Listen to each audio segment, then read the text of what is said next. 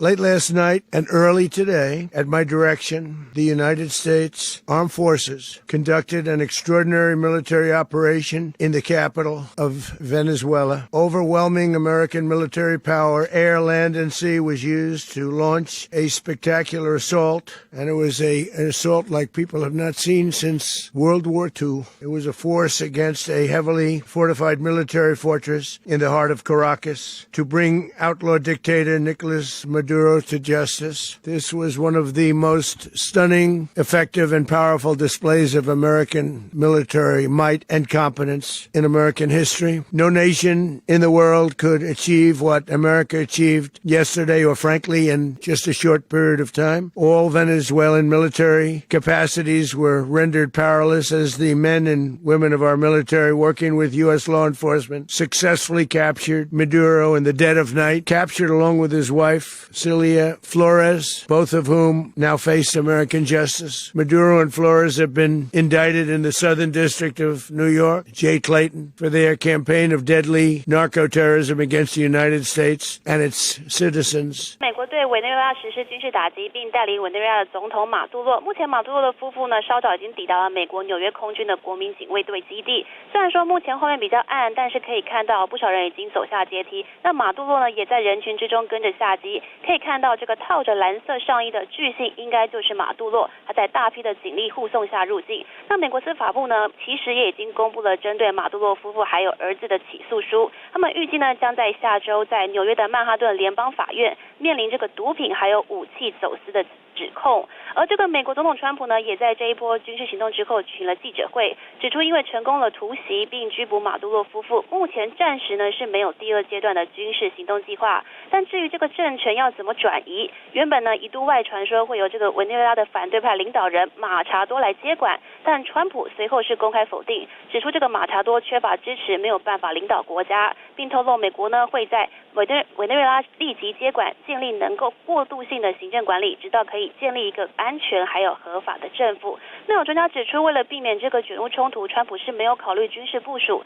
但又想要委内瑞拉按照美国的意愿来改变政权，显然呢会透过和目前的委内瑞拉的副总统来合作。那对于美军抓捕马杜洛，联合国秘书长古特雷斯是认为这样是树立危险的先例，预计将在5号开会讨论。以上是我们目前掌握到的最新情形，时间还给主播。委内瑞拉夜空不断冒出橘红火光，连续爆炸声响触目惊心。美军3号突袭轰炸，马杜洛双眼遭蒙，双手上铐被押送离境的画面也随之曝光。This was one of the most stunning, effective, and powerful displays of American military might and competence in American history. 大赞美军完美执行任务，川普也公布自己全程及时观看美军逮捕马杜洛行动过程的照片，更透露第二次军事行动目前大可不必。We're going to run the country until such time as we can do a safe, proper, and judicious transition. So we don't want to be involved with having somebody else get in, and we have the same situation that we had for the last long period of years. 原本一度外传委内瑞拉前反对派领导人马查多将接掌政权，但川普已公开否定可能性，明确指出马查多缺乏支持，无法领导国家，而华府将会组成团队，并与马杜洛参与政权合作，实现接管行动。Well, the administration is not looking at any deployment. Their vision is that they will tell the Venezuelan government what to do. And if the Venezuelan government doesn't do that, then they will strike again, and they will use that threat of a follow-on strike to ensure compliance. 然而，委内瑞拉副总统罗德里奎兹依旧公开指出，马杜洛仍是委国唯一总统，并要求美国立即释放。中国同样齐声挞伐，谴责美国霸权。倒是，委国人民以欢声雷动庆祝马杜洛垮台，准备迎接全新民主世代。在新闻，黄泉报道。Ay, no. 好，当地居民呢就有录下了夜空被炸出猛烈火光的一个情况，而且黑烟您可以看得到不断的在往上窜。爆炸发生之后呢，其实很多地方都停电了，而且还有飞机在上空不断的盘旋。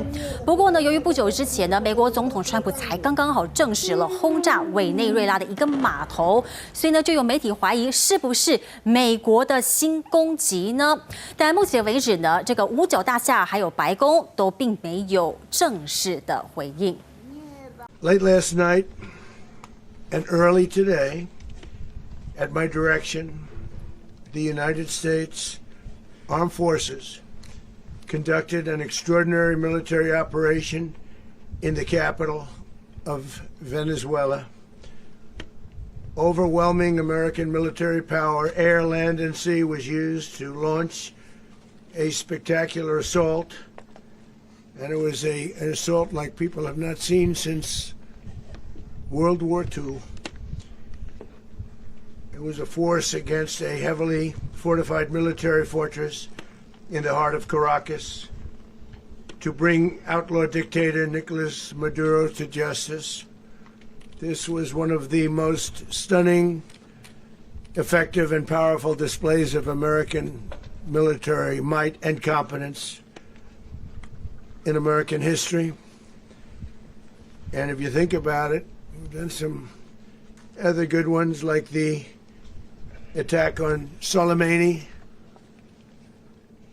the attack on al-Baghdadi, and the obliteration and decimation of the Iran nuclear sites just recently in an operation known as Midnight Hammer. All perfectly executed and done. No nation in the world could achieve what America achieved yesterday, or frankly in just a short period of time. All Venezuelan military capacities were rendered powerless as the men and women of our military, working with U.S. law enforcement, successfully captured Maduro in the dead of night. It was dark. The lights of Caracas were largely turned off due to a certain expertise that we have. It was dark and it was deadly. But captured along with his wife, Cilia Flores, both of whom now face American justice. Maduro and Flores have been indicted in the Southern District of New York, it's Jay Clayton, for their campaign of deadly narco-terrorism against the United States and its citizens. I want to thank the men and women of our military who achieved such an extraordinary success overnight with breathtaking speed, power, precision, and competence. You rarely see anything like it. You've seen some raids in this country that didn't go so well. They were an embarrassment. If you look back to Afghanistan, or if you look back to the Jimmy Carter days, they were different days. We're a respected country again, like never before. These highly trained warriors operating in collaboration with U.S. law enforcement caught them in a very ready position. They were waiting for us. They knew we had many ships out in the sea. We were just sort of waiting. They knew we were coming. So they were in a ready, what's called a ready position. But they were completely overwhelmed and very quickly incapacitated. If you would have seen what I saw last night, you would have been very impressed. I'm not sure that you'll ever get to see it, but it was an incredible thing to see. Not a single American service member was killed, and not a single piece of American equipment was lost. We had many helicopters, many planes, many people involved in that fight. But think of that, not one piece of military equipment was lost, not one service member was, more importantly, killed. The United States military is the strongest and most fearsome military on the planet by far. With capabilities and skills our enemies can scarcely begin to imagine. We have the best equipment anywhere in the world. There's no equipment like what we have, and you see that even if you just look at the boats, we've knocked out 97% of the drugs coming in by sea.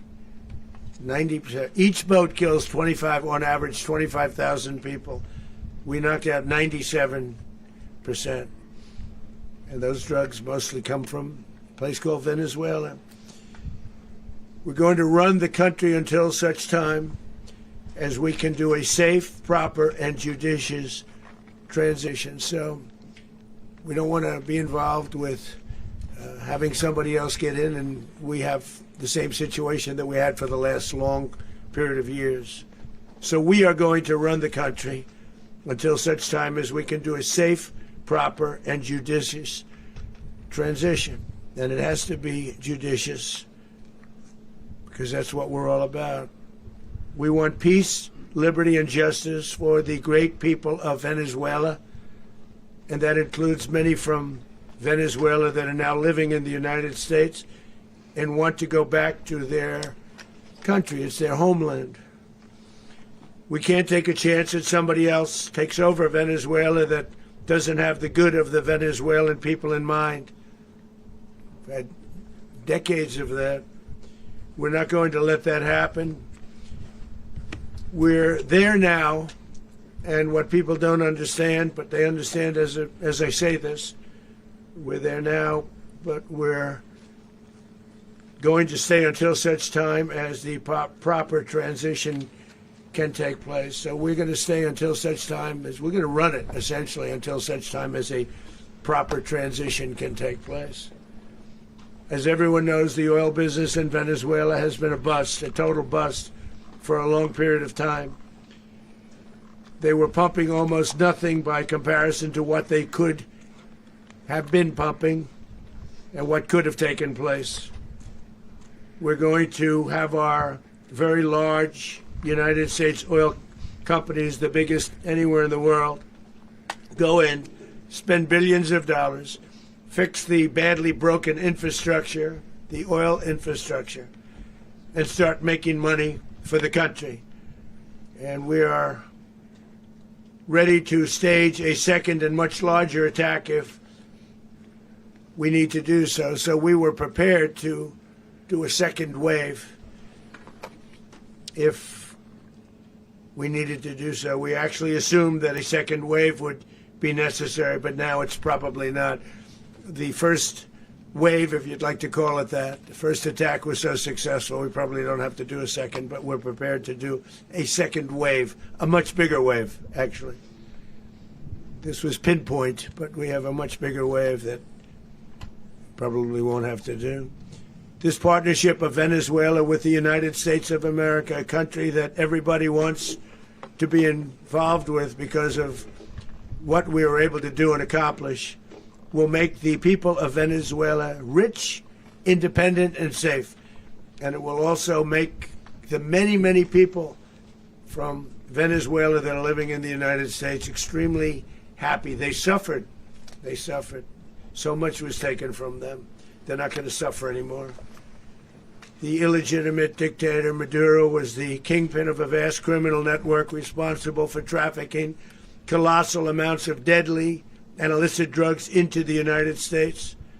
As alleged in the indictment, he personally oversaw the vicious cartel known as Cartel de las Solas, which flooded our nation with lethal poison, responsible for the deaths of countless Americans, the many, many Americans. Hundreds of thousands over the years of Americans died because of him. Maduro and his wife will soon face the full might of American justice and stand trial on American soil. Right now they're on a ship. They'll be heading to ultimately New York, and then a decision will be made, I assume, between New York and Miami or Florida. But we have people where the overwhelming evidence of their crimes will be presented in a court of law. And I've seen it. I've seen what we have. It's both horrible and breathtaking that something like this could have been allowed to take place. For many years after his term as president of Venezuela expired, Maduro remained in power and waged a ceaseless campaign of violence, terror, and subversion against the United States of America, threatening not only our people, but the stability of the entire region. And you all saw it. In addition to trafficking gigantic amounts of illegal drugs that inflicted untold suffering and human destruction all over the country, all over in particular the United States, Maduro sent savage and murderous gangs, including the bloodthirsty prison gang Tren de Aragua, to terrorize American communities nationwide, and he did indeed. They were in Colorado. They took over apartment complexes. They cut the fingers off people if they called police. They were brutal, but they're not so brutal now. And I just have to congratulate our military, Pete and everybody, and our National Guard, because the job that they've done, whether it's in Washington, D.C., where we have a totally safe city, where it was one of the most unsafe cities anywhere in the world, frankly, and now we have no crime in Washington, D.C. We haven't had a killing. We had the terrorist attack a few weeks ago. A little bit of a different kind of a threat, but we haven't had a killing in a long period of time, 6-7 months. We used to have two, on average, 2 a week in Washington, our capital. We don't have that anymore. The restaurants are opening. Everyone's happy.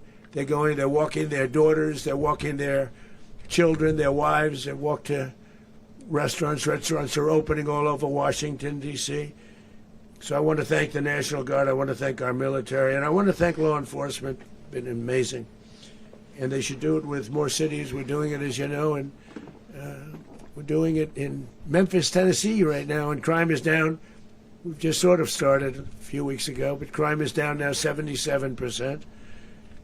And the governor of Louisiana called, great person, and he wanted us to help him, as you know, in a certain very nice part of Louisiana.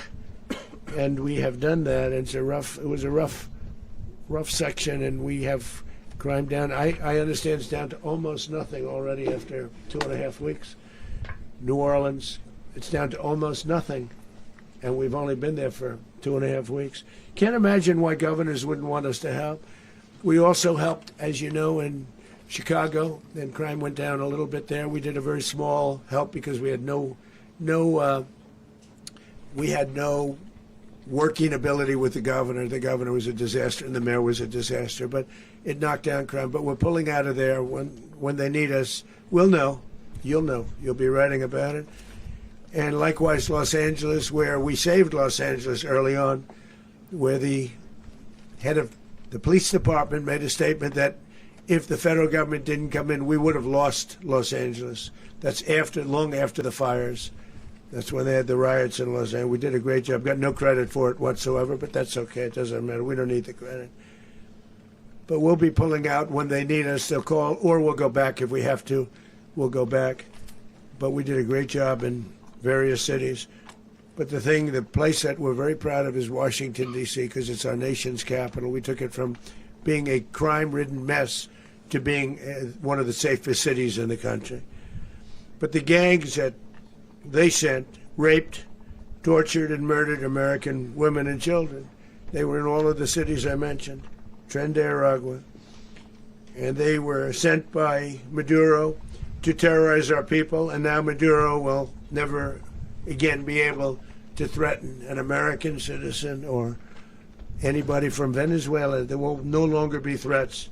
For years I've highlighted the stories of those innocent Americans whose lives were so heartlessly robbed by this Venezuelan terrorist organization. Really one of the worst. One of the worst, they say the worst.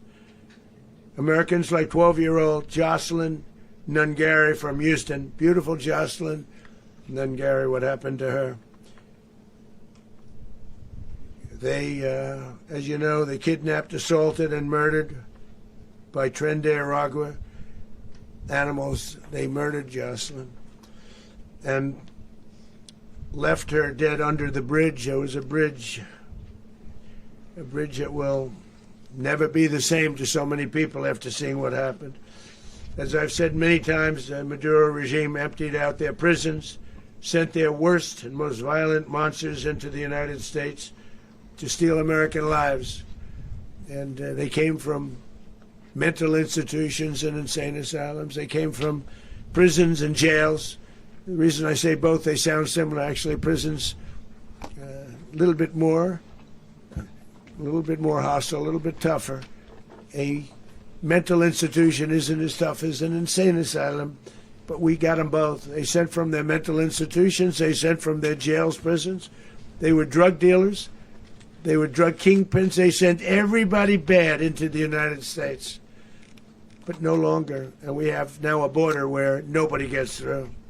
In addition, Venezuela unilaterally seized and stole American oil, American assets, and American platforms, costing us billions and billions of dollars. They did this a while ago, but we never had a president that did anything about it. They took all of our property. It was our property. We built it. And we never had a president that decided to do anything about it. Instead, they fought wars that were 10,000 miles away.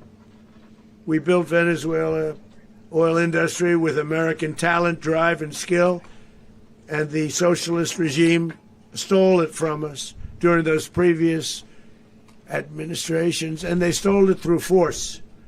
This constituted one of the largest thefts of American property in the history of our country. Considered the largest theft of property in the history of our country. Massive oil infrastructure was taken like we were babies, and we didn't do anything about it. I would have done something about it.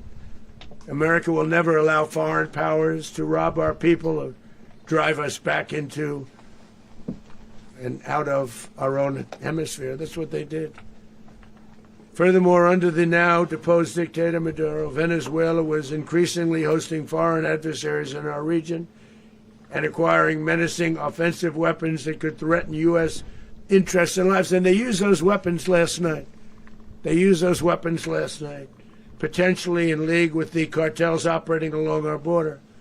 All of these actions were in gross violation of the core principles of American foreign policy, dating back more than 2 centuries. And not anymore. All the way back, it dated to the Monroe Doctrines. And the Monroe Doctrine is a big deal. But we've superseded it by a lot. By a real lot. They now call it the Monroe Document. I don't know. It's Monroe Doctrine.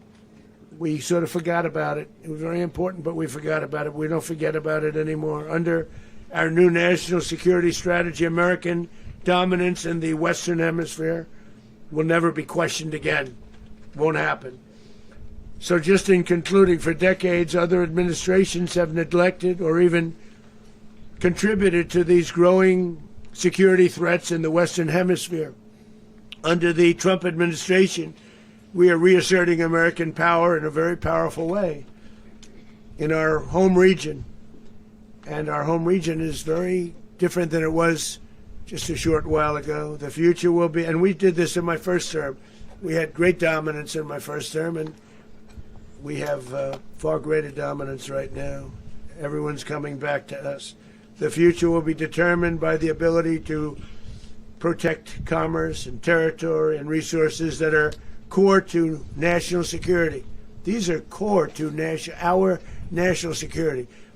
Just like tariffs are, they've made our country rich, and they've made our national security stronger than ever before.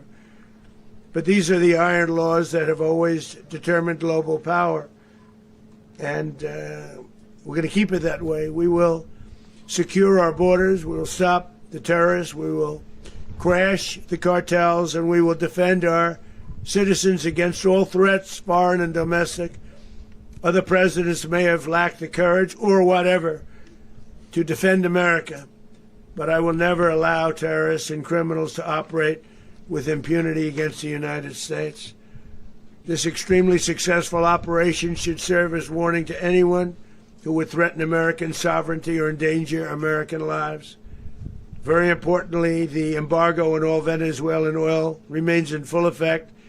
The American armada remains poised in position, and the United States retains all military options until United States demands have been fully met and fully satisfied. All political and military figures in Venezuela should understand what happened to Maduro can happen to them, and it will happen to them if they aren't just fair, even to their people. The dictator and terrorist, Maduro, is finally gone in Venezuela. People are free. They're free again. It's been a long time for them, but they're free. America is a safer nation. This morning, it's a prouder nation this morning because it didn't allow this horrible person and this country that was doing very bad things to us. It didn't allow it to happen.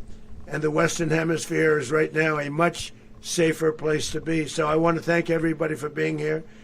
I want to thank General Raisin Kane. He's a fantastic man. I've worked with a lot of generals. I worked with some I didn't like. I worked with some I didn't respect. I worked with some that just weren't good. But this guy is fantastic. I watched last night one of the most precise attacks on sovereignty. I mean, it was an attack for justice. And I'm very proud of him, and I'm very proud of our Secretary of War, Pete Hegseth, who I'm going to ask to say a few words. Thank you very much.